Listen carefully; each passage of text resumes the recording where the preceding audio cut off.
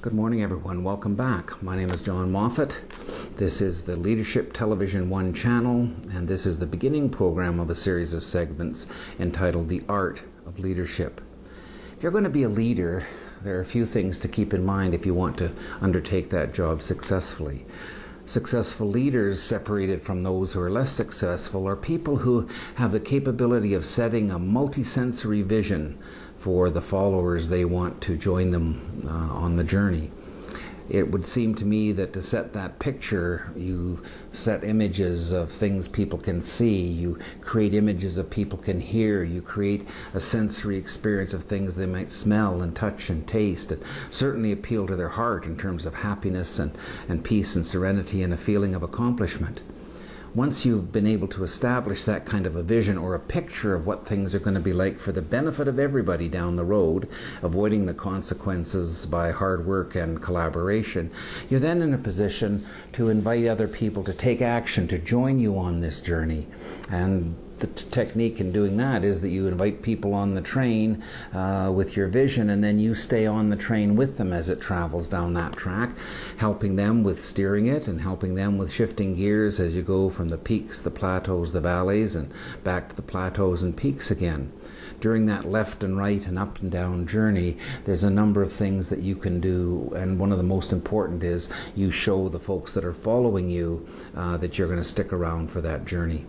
So your first job then is to invite people to undertake this new and unusual trip by your creation of a final stage image. Then you stick on the train with them. There's no delegating and disappearing, and you're certainly around for the rainy, cold days as well as the sunny, warm days. Seems to me that a successful leader has to be somebody who has followers. If you don't have followers, you aren't much of a leader. And in focusing on that, it would seem to me that you have to be a different kind of leader for different kinds of people at different points in the journey. If you have people that are brand new to a task and they're unsure of themselves, then you lead in front. Lead from in front and show more direction and direct guidance and teaching. If you have people that seem to know a little bit about the job and they're reasonably comfortable about doing it, lead from beside with an arm on the shoulder.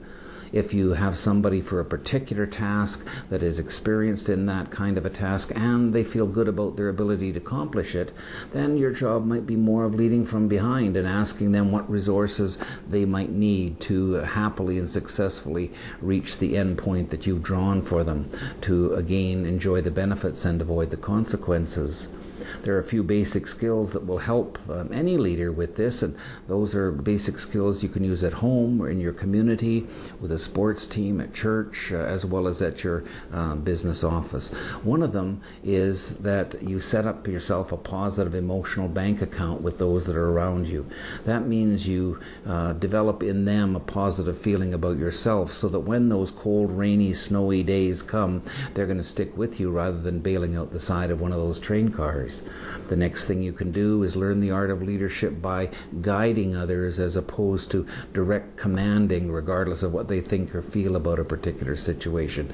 A gentle guide, letting other people take the credit for things and enjoy the successes, seems to be a more successful approach for most than the idea of the crusading general from the front in all circumstances at all times.